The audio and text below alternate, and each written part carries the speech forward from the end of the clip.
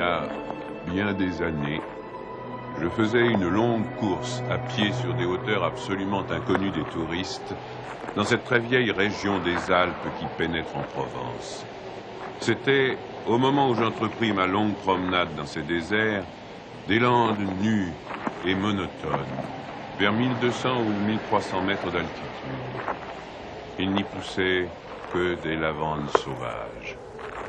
Je traversais ce pays dans sa plus grande largeur et après 3 jours de marche, je me trouvais dans une désolation sans exemple. Je campais à côté d'un squelette de village abandonné. Je n'avais plus d'eau depuis la veille et il me fallait en trouver. Ces maisons agglomérées, en ruine, comme un vieux nid de guêpes, me firent penser qu'il avait dû y avoir, là, dans le temps, une fontaine ou un puits. Il y avait bien une fontaine, mais sèche.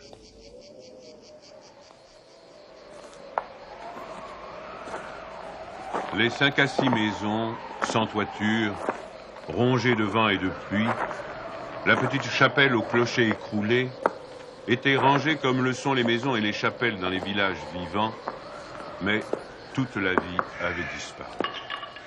C'était un beau jour de juin, avec un grand soleil, mais sur ces terres sans abri et hautes dans le ciel, le vent soufflait avec une brutalité insupportable. Ces grondements dans les carcasses des maisons étaient ceux d'un fauve dérangé dans son repas. Il me fallut lever le camp.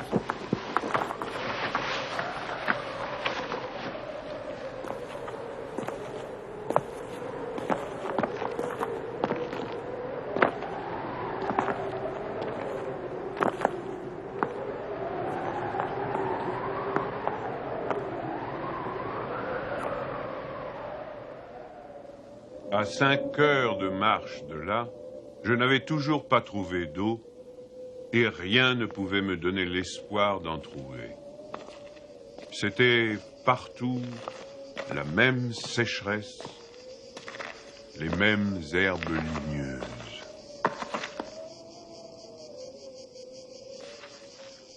Il me sembla apercevoir, dans le lointain, une petite silhouette noire, debout. Je la pris pour le tronc d'un arbre solitaire. À tout hasard, je me dirigeai vers elle. C'était un berger. Une trentaine de moutons, couchés sur la terre brûlante, se reposaient près de lui. Il me fit boire à sa gourde. Un peu plus tard, il me conduisit à sa bergerie, dans une ondulation du plateau.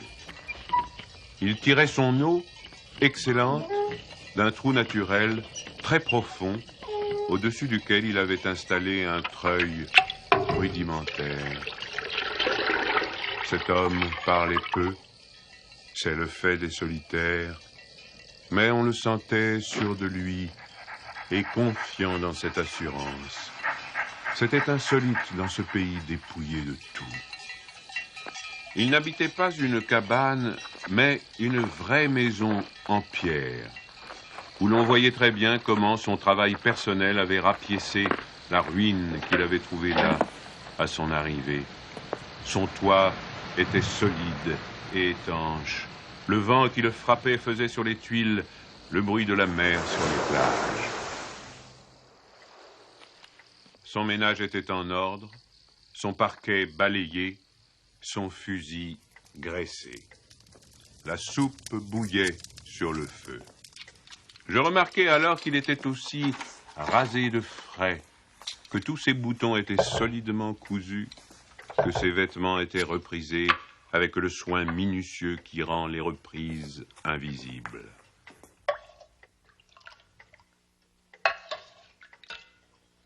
Il me fit partager sa soupe.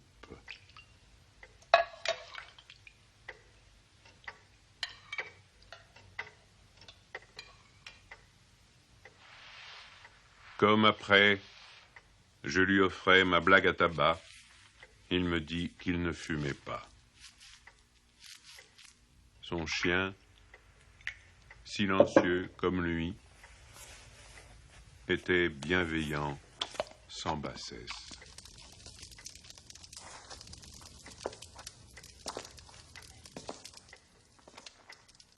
Il avait été entendu que je passerais la nuit là, le village le plus proche étant encore à plus d'une journée et demie de marche.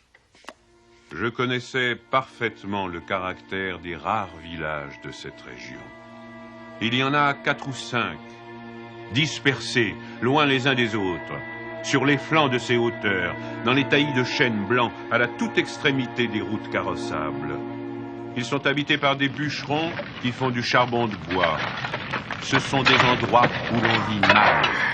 Les familles, serrées les unes contre les autres, dans ce climat qui est d'une rudesse excessive, aussi bien l'été que l'hiver, exaspèrent leur égoïsme en vase clos. L'ambition irraisonnée s'y démesure. Dans le désir continu de s'échapper de cet endroit, les hommes vont porter leur charbon à la ville, puis retournent. Les plus solides qualités craquent sous cette perpétuelle douche écossaise. Les femmes mijotent des rancœurs. Il y a concurrence sur tout, aussi bien pour la vente du charbon de bois que pour le banc à l'église, pour les vertus qui se combattent entre elles, pour les vices qui se combattent entre eux, et pour la mêlée générale des vices et des vertus sans repos. Par là-dessus, le vent également sans repos irrite les nerfs. Il y a des épidémies de suicide et de nombreux cas de folie, presque toujours meurtrières.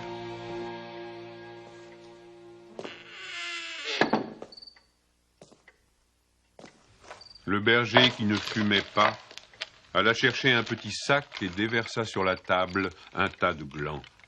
Il se mit à les examiner, un après l'autre, avec beaucoup d'attention, séparant les bons des mauvais. Je fumais ma pipe, je proposais de l'aider. Il me dit que c'était son affaire. En effet, voyant le soin qu'il mettait à ce travail, je n'insistais pas. Ce fut toute notre conversation. Quand il eut du côté des bons un tas de glands assez gros, il les compta par paquets de 10. Ce faisant, il éliminait encore les petits fruits ou ceux qui étaient légèrement fendillés, car il les examinait de fort près. Quand il eut ainsi devant lui 100 glands parfaits, il s'arrêta et nous allâmes nous coucher. La société de cet homme donnait la paix. Je lui demandai le lendemain la permission de me reposer tout le jour chez lui. Il le trouva tout naturel, ou plus exactement, il me donna l'impression que rien ne pouvait le déranger.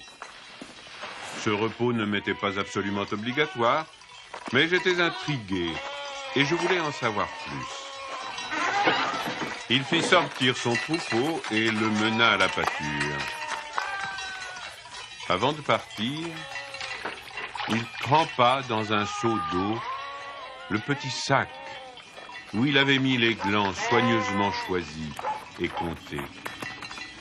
Je remarquai qu'en guise de bâton, il emportait une tringle de fer grosse comme le pouce et longue d'environ 1,50 m.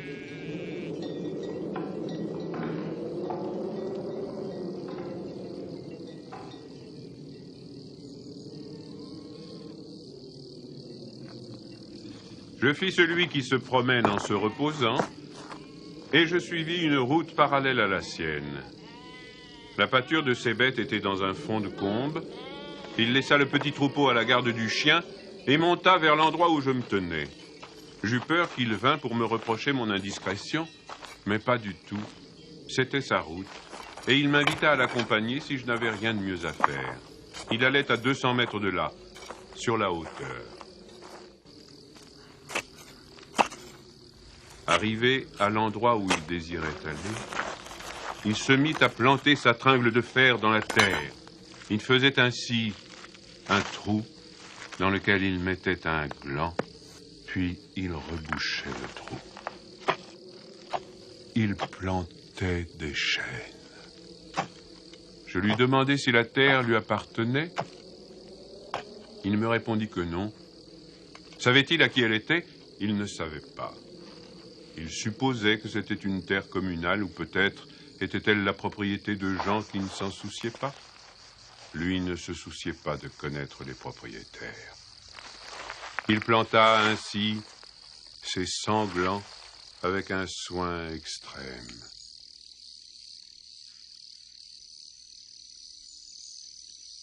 Après le repas de midi, il recommença à trier sa semence. Je mis, je crois, assez d'insistance dans mes questions, puisqu'il y répondit. Depuis 3 ans, il plantait des arbres dans cette solitude. Il en avait planté 100 000. Sur les 100 000, 20 000 étaient sortis.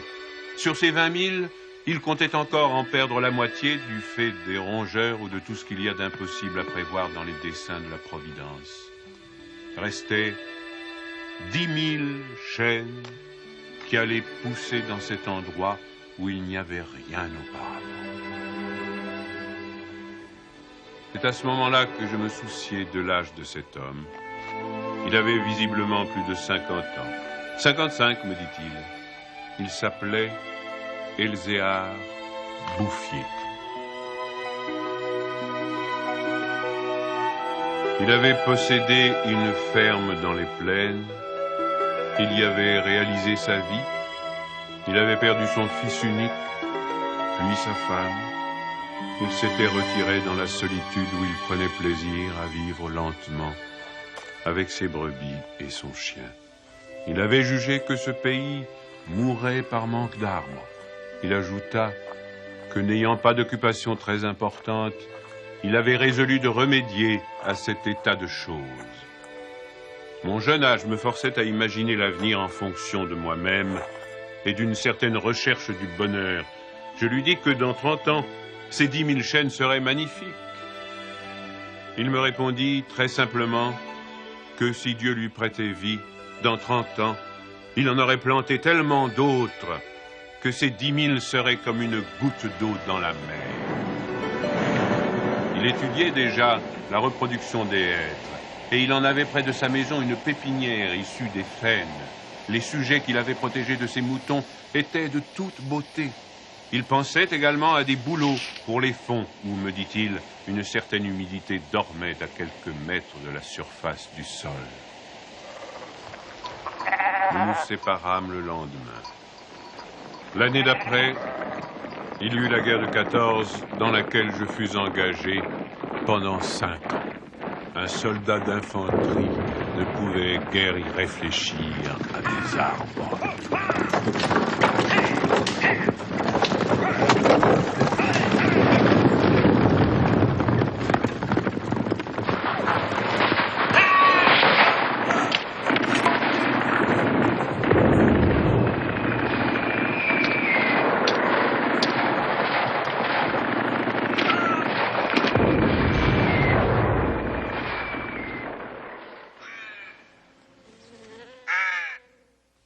Sorti de la guerre, je me trouvais à la tête d'une prime de démobilisation minuscule, mais avec le grand désir de respirer un peu d'air pur. C'est sans idée préconçue, sauf celle-là, que je repris le chemin de ces contrées désertes. Le pays n'avait pas changé. Toutefois, au-delà du village mort, j'aperçus dans le lointain une sorte de brouillard gris qui recouvrait les hauteurs comme un tapis. Depuis la veille, je m'étais remis à penser à ce berger planteur d'arbres. 10 000 chênes, me disais-je, occupent vraiment un très large espace. J'avais vu mourir trop de monde pendant 5 ans pour ne pas imaginer facilement la mort d'Elzéar Bouffier. D'autant que, lorsqu'on en a 20, on considère les hommes de 50 comme des vieillards à qui il ne reste plus qu'à mourir.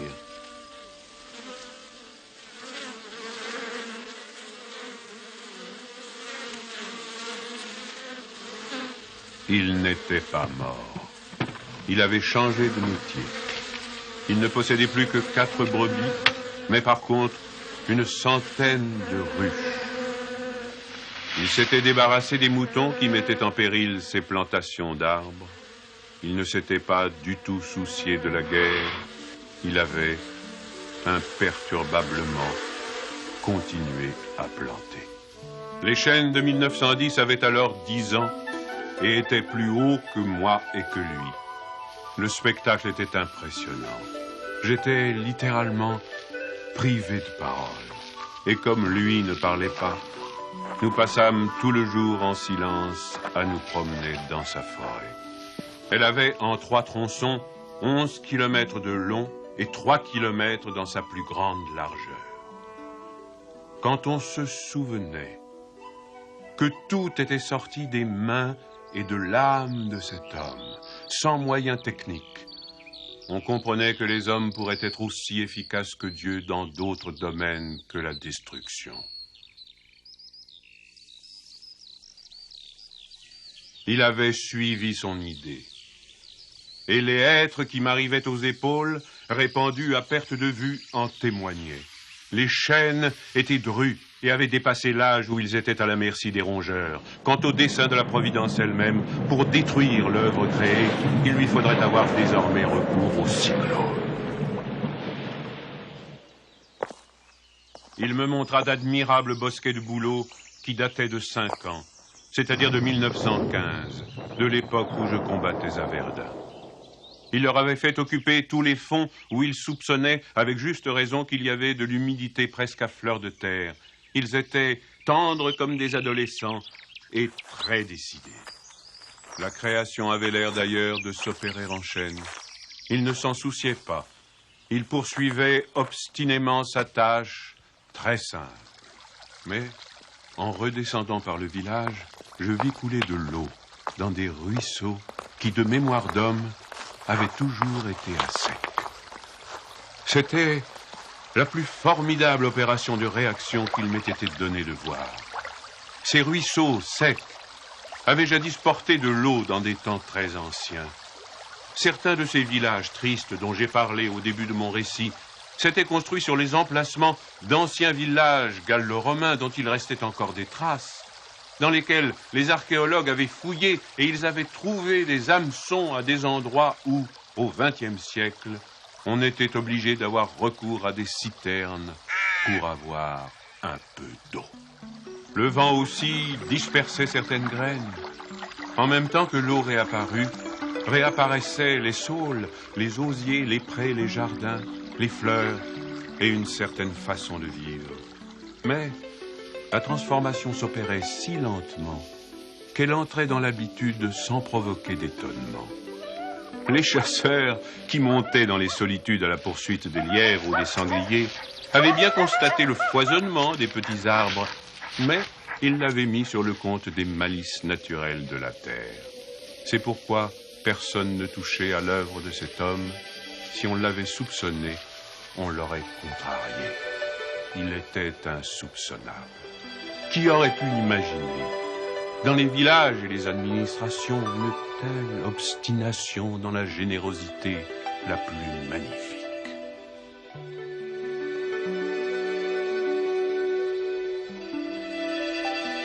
À partir de 1920, je ne suis jamais resté plus d'1 an sans rendre visite à Elzéar Bouffier.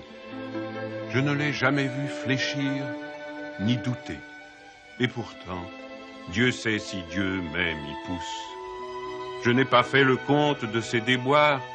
On imagine bien cependant que, pour une réussite semblable, il a fallu vaincre l'adversité, que pour assurer la victoire d'une telle passion, il a fallu lutter avec le désespoir.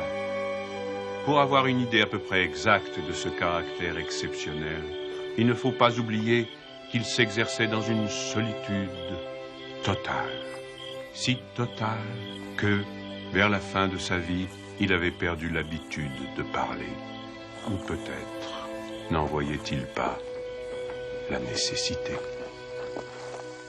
En 1933, il reçut la visite d'un garde forestier éberlu. Ce fonctionnaire lui intima l'ordre de ne pas faire de feu dehors, de peur de mettre en danger la croissance de cette forêt naturelle. C'était la première fois lui dit cet homme naïf, qu'on voyait une forêt pousser toute seule.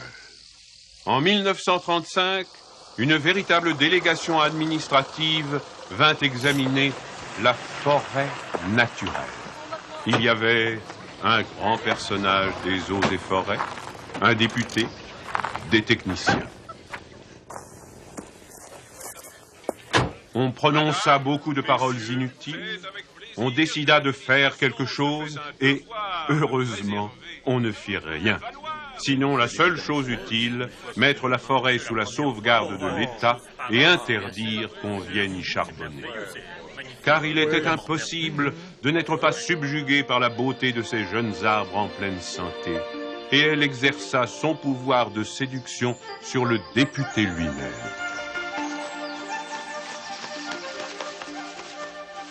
J'avais un ami parmi les capitaines forestiers qui était de la délégation. Je lui expliquai le mystère. Un jour de la semaine d'après, nous allâmes tous les deux à la recherche d'Elzéar Bouffier. Nous le trouvâmes en plein travail, à 20 kilomètres de l'endroit où avait eu lieu l'inspection. Ce capitaine forestier n'était pas mon ami pour rien. Il connaissait la valeur des choses. J'offris les quelques œufs que j'avais apportés en présent. Nous partageâmes notre casse-croûte en trois, et quelques heures passèrent dans la contemplation muette du paysage. Le côté d'où nous venions était couvert d'arbres de 6 à 7 mètres de haut. Je me souvenais de l'aspect du pays en 1913, le désert. Le travail paisible et régulier, l'air vif des hauteurs, la frugalité et surtout la sérénité de l'âme avaient donné à ce vieillard une santé presque solennelle. C'était un athlète de Dieu. Je me demandais combien d'hectares il allait encore couvrir d'arbres. Avant de partir, mon ami fit simplement une brève suggestion à propos de certaines essences auxquelles le terrain d'ici paraissait devoir convenir. Il n'insista pas. Pour la bonne raison, me dit-il après, que ce bonhomme en sait plus que moi. Au bout d'une heure de marche, l'idée ayant fait son chemin en lui, il ajouta « Il en sait beaucoup plus que tout le monde. Il a trouvé un fameux moyen d'être heureux. » C'est grâce à ce capitaine que non seulement la forêt, mais le bonheur de cet homme furent protégés. L'œuvre ne courut un risque grave que pendant la guerre de 1939. Les automobiles marchant alors au gazogène, on n'avait jamais assez de bois. On commença à faire des coupes dans les chênes de 1910, mais ces quartiers sont si loin de tout réseau routier que l'entreprise se révéla très mauvaise au point de vue financier. On l'abandonna.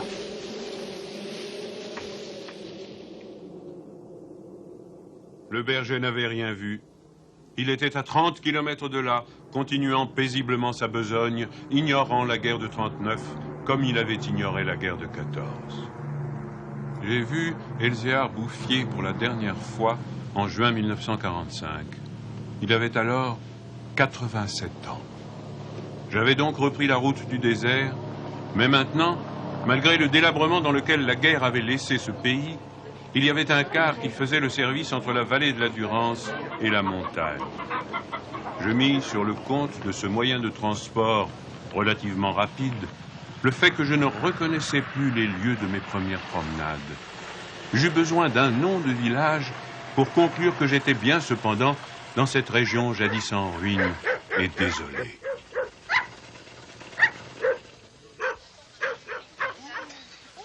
Le car me débarqua à Vergon. En 1913, ce hameau de 10 à 12 maisons avait 3 habitants. Ils étaient sauvages, se détestaient, vivaient de chasse au piège. Leurs conditions étaient sans espoir. Tout était changé. L'air lui-même. Au lieu des bourrasques sèches et brutales qui m'accueillaient jadis, soufflait une brise souple, chargée d'odeurs. Un bruit semblable à celui de l'eau venait des hauteurs. C'était celui du vent dans les forêts. Enfin, chose plus étonnante, j'entendis le vrai bruit de l'eau coulant dans un bassin. Je vis qu'on avait fait une fontaine, qu'elle était abondante, et ce qui me toucha le plus, on avait planté près d'elle un tilleul, symbole incontestable d'une résurrection.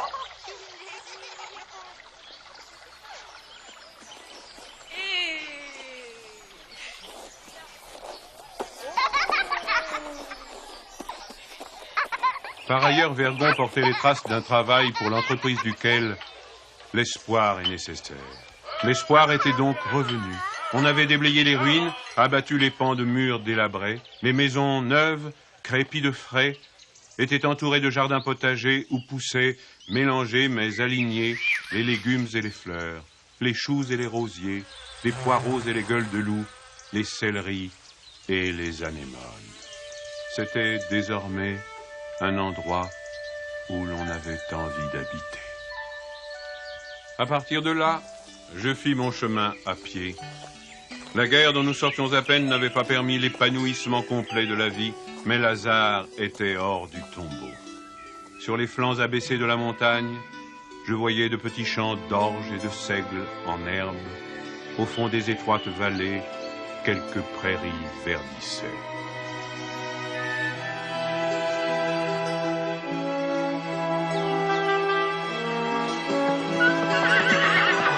Il n'a fallu que les 8 ans qui nous séparent de cette époque pour que tout le pays resplendisse de santé et d'aisance.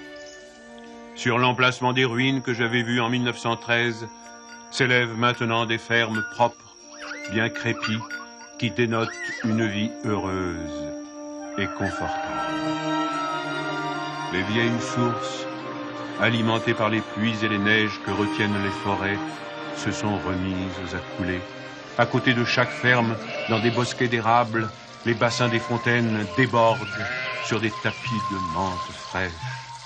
Les villages se sont reconstruits peu à peu. Une population venue des plaines où la terre se vend chère s'est fixée dans le pays, y apportant de la jeunesse, du mouvement, de l'esprit d'aventure. On rencontre dans les chemins des hommes et des femmes bien nourris, des garçons et des filles qui savent rire et ont repris goût aux fêtes campagnardes.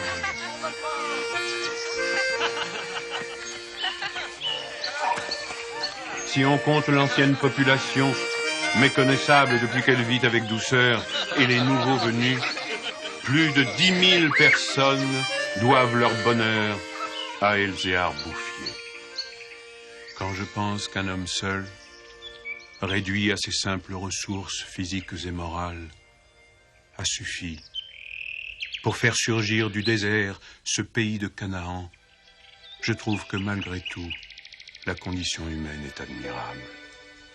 Mais, quand je fais le compte de tout ce qu'il a fallu de constance dans la grandeur d'âme et d'acharnement dans la générosité pour obtenir ce résultat, je suis pris d'un immense respect pour ce vieux paysan sans culture qui a su mener à bien cette œuvre digne de Dieu.